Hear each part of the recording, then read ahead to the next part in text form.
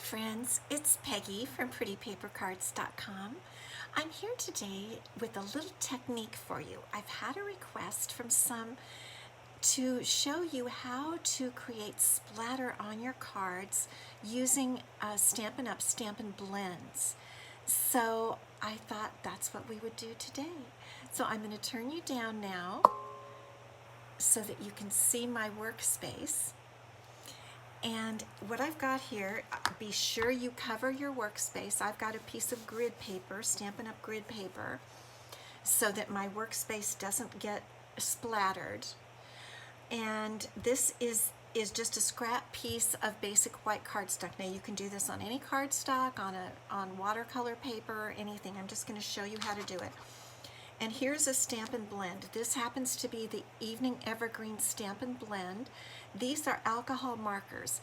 Now, I've also used ink refills, Stampin' Up ink refills in a color that is a color that I'm using in my card. And I put it on a block and I use a paintbrush and tap the paintbrush to do the splattering. The difference is it takes longer for that to dry because that's a water-based ink. What I love about using the Stampin' Blends is their alcohol. The ink is alcohol mixed with alcohol, so it dries really quickly. And if you pick up your splattered piece, you're not going to be smearing the ink all over because it will have dried really quickly with the blend. I hope so. Now that I've said that, we'll see if that works, if that's the case, but I've found it to be the case. So your Stampin' Blend has two different ends. It has a brush end, which I've got this finger on over here, and then it has what I just call the pointed end or the pen looking end.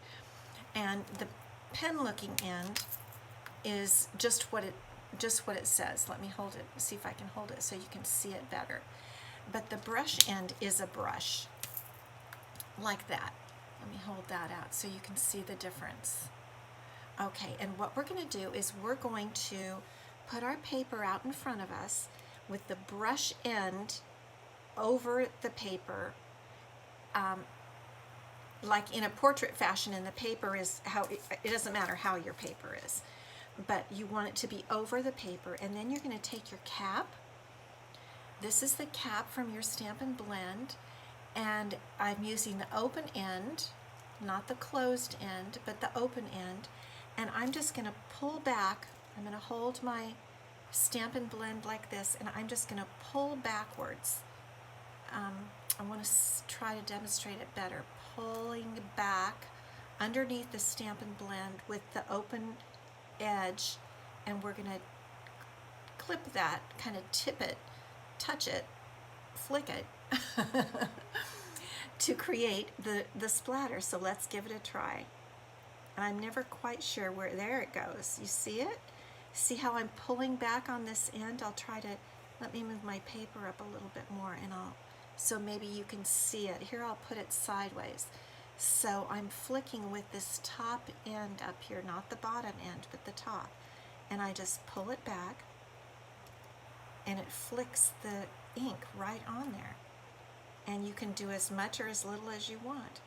And once you get the hang of it, you can kind of move it around. You see how we're getting a very good speckles on there, splatter.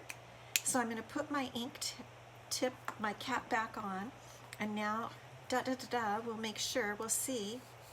Yep, that's all dry already, and it isn't moving with my fingers. So where if we had used an ink refill or regular ink mixed with a little water, that would be smearing right now, and you'd have to set it off to the side to dry. So that's one reason I really like using the Stampin' Blends.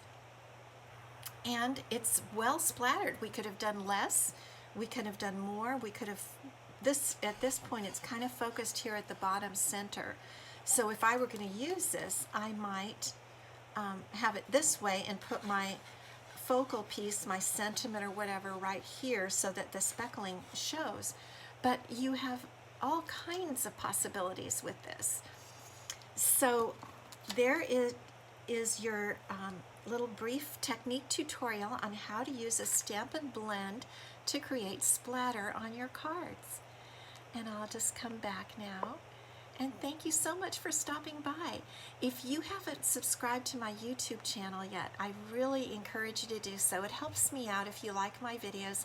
Just click subscribe, and I would really appreciate it. Or stop by my blog at prettypapercards.com. Thank you so much for coming today, and I hope this helps you. Let me know in the comments if this was helpful to you for your card making. Okay, see you next time. Bye-bye.